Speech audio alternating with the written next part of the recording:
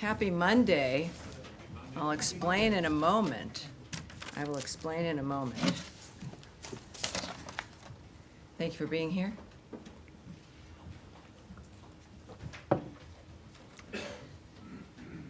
It's a Monday, and I will be a little short today as the president is beginning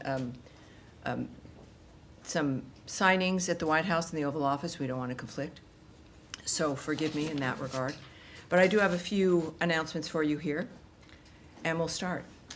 President Trump and Secretary of State Marco Rubio continue to deliver on this administration's vision of peace through strength, resolute diplomacy backed by principled leadership. On June 27th, Secretary Rubio, Undersecretary Allison Hooker, and Senior Advisor Massad Boulos hosted the ministerial signing of a landmark peace agreement between the Democratic Republic of the Congo and the Republic of Rwanda. The agreement marks a historic milestone for the Great Lakes region, bringing an end to a 30-year war. The United States, in coordination with the African Union, Qatar, and Togo, will continue supporting full implementation of this comprehensive peace deal to pave the way for mutual prosperity. Tomorrow, Secretary Rubio will welcome his Quad counterparts from Australia, India, and Japan to Washington to reaffirm our shared commitment to a free and open Indo-Pacific. This ministerial reinforces our joint resolve to defend sovereignty, strengthen regional maritime security, and build resilient supply chains.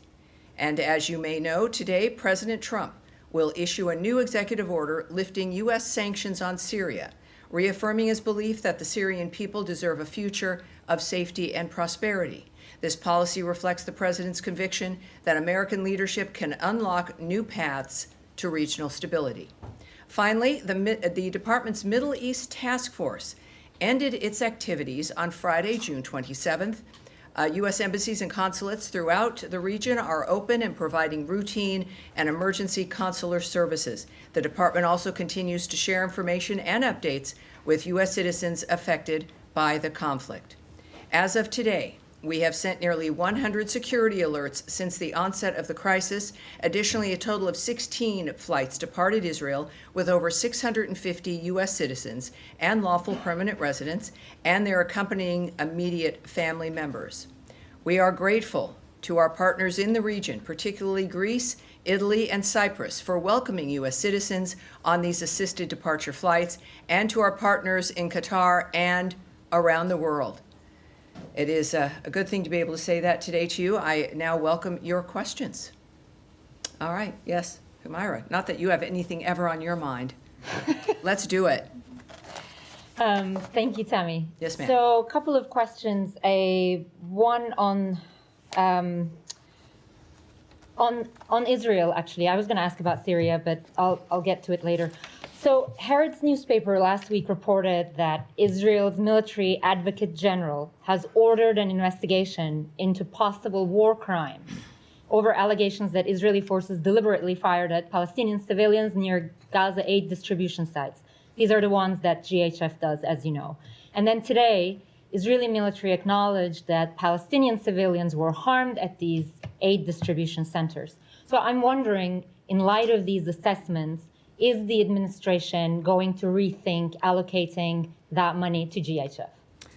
Well, I think the answer to that certainly is no. What we do expect, and the IDF and Israel have announced that they are, of course, investigating certain incidents. It is a good time for a reminder here that Hamas is responsible for the current situation in Gaza. They, of course, initiated the attacks on October 7th. They continue to refuse to lay down their arms or to free the remaining hostages, including the remains of 2 Americans, and use violence to interfere with aid deliveries to the people of Gaza who are in dire need of food and aid. So in the meantime, I think that we also have to recognize that, of course, this remains a war zone effectively. There are 4 sites working for the GHF. We are coming up to, I think, about 51 million meals distributed. It is certainly not easy. There are efforts and those on the ground who do not want this to be a success, who have made the lives of the people of Gaza miserable for decades now. And this is a key, unlocking a door to a better future. So this is what the president has asked for. which is a new approach for Gaza. There's a demand, understandably, for aid to get in. The GHF is doing that.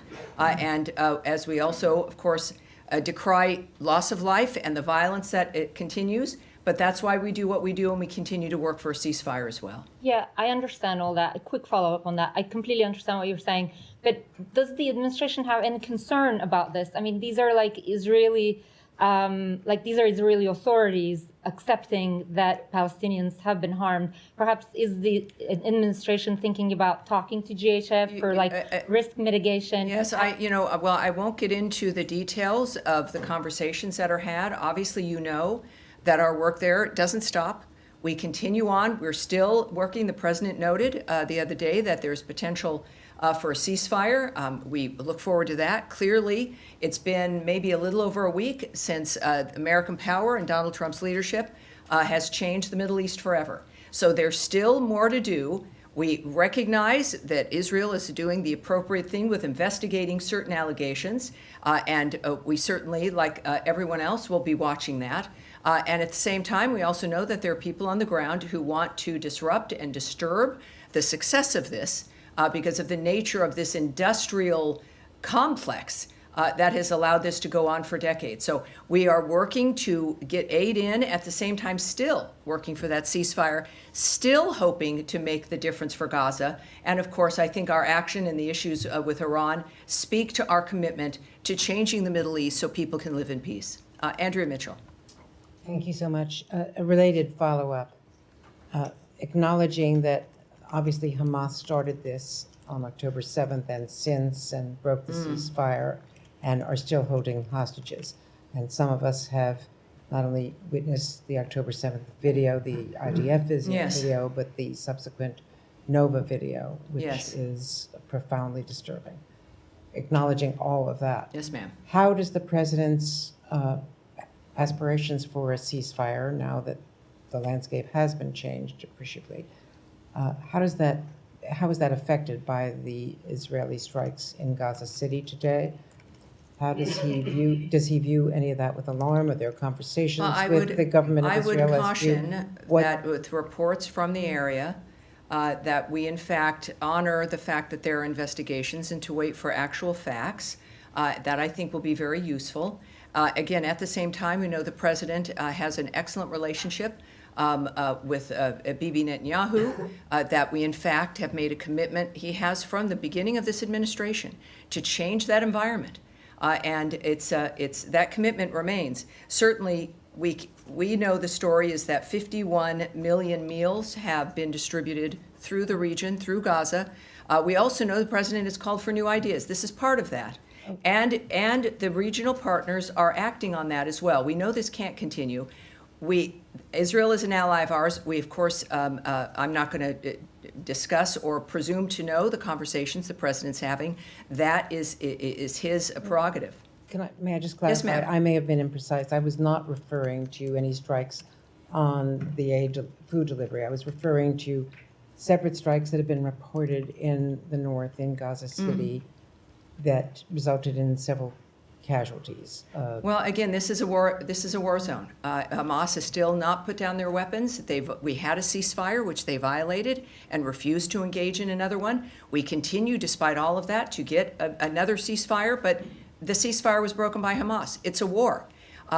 If to speak about the specifics of what Israel is doing, I would direct you to the Israeli government.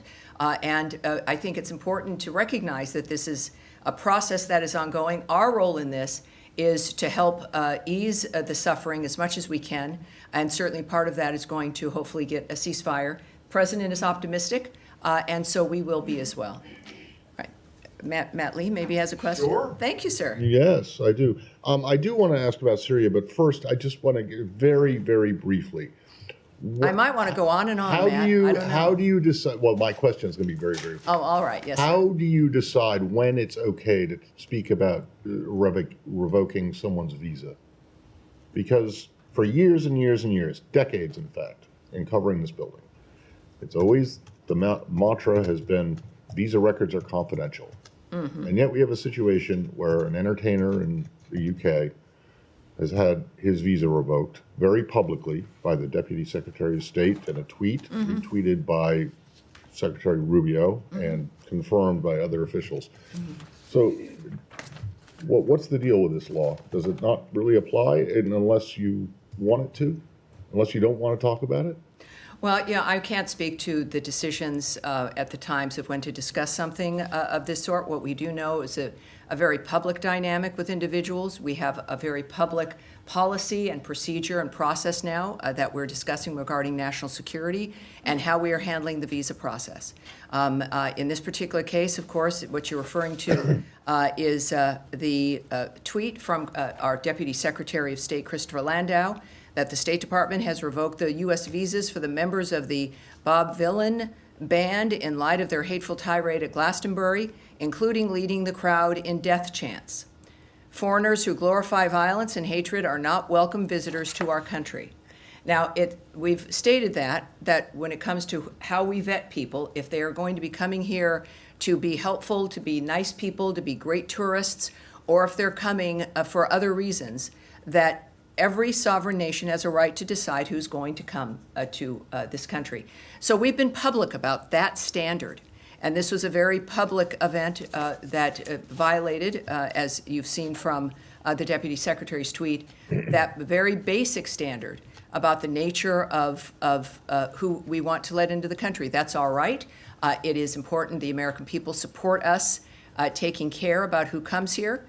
And I think his tweet and the Secretary's language and his approach on the policy speaks for itself. Okay, so it's basically, if it's a public kind of facing thing, then Well, you're I didn't say okay that. I with- said in this case that that's what has occurred.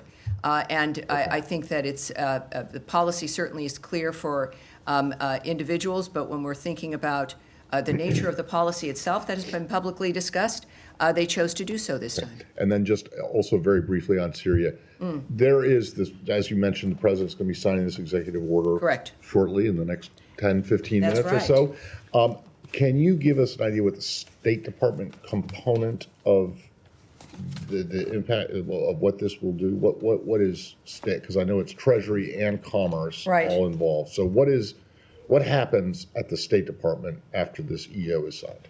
Well, it is sanctions and aspects like that, of course, belong to the Treasury. A lot of people don't know that they're the ones who manage that with the application, the nature of what occurs. I will repeat what my colleague Caroline said just a little bit ago about this event. The president is going to sign an executive order to terminate the U.S. sanctions program on Syria, and this is in an effort to promote and support the country's path towards stability and peace.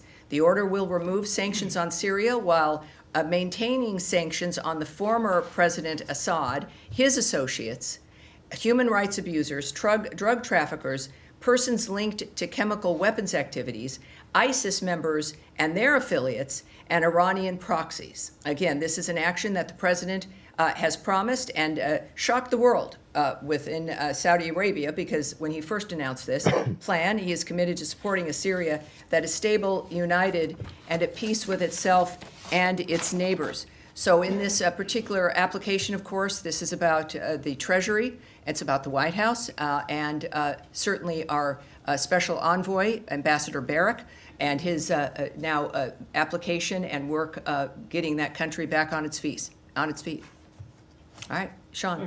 Can I go back to the music a bit? Yes, sir. On Glastonbury, just getting to the decision to revoke the visas, members of this administration, particularly the vice president, have been very vocal about free expression, saying that even if things are hateful, particularly the vice president took to task Germany and to a certain extent the UK, saying that there are laws that prohibit hateful content and insults, that those are inappropriate. What's the difference here? I mean, I'm not justifying, I'm not supporting the Bob course. Dylan as a band, but why is it that that this speech is out of line while you have there's at the same time a push to not to outlaw free expression elsewhere when it comes to insults? Right. I think that, again, this is not about the nature of a concert, I suppose, but it really is about our standards, about who we let in the country.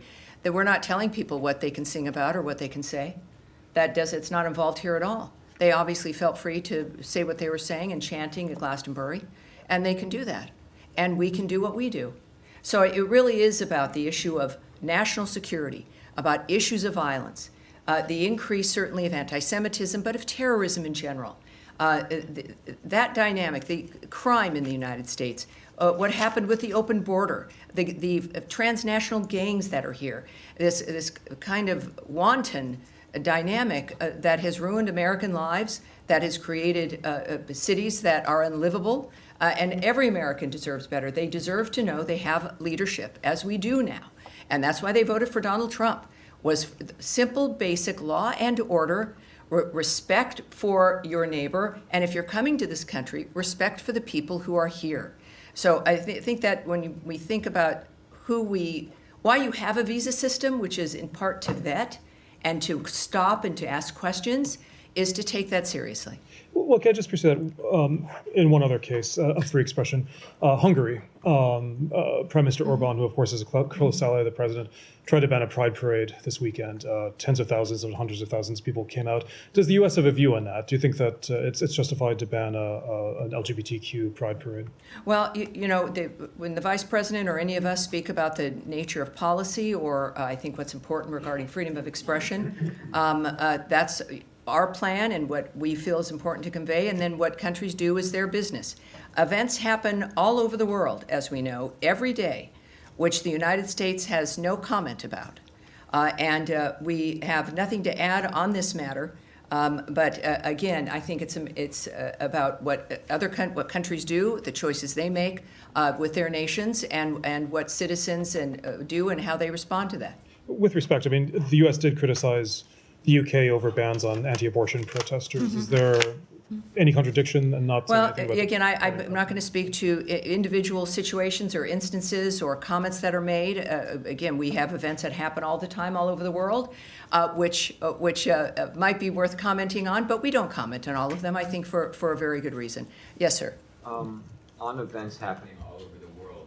In Nigeria recently, more than 200 people were slaughtered earlier this month in a series of attacks on Christian villages by Islamic militants. Some 6,000 were displaced.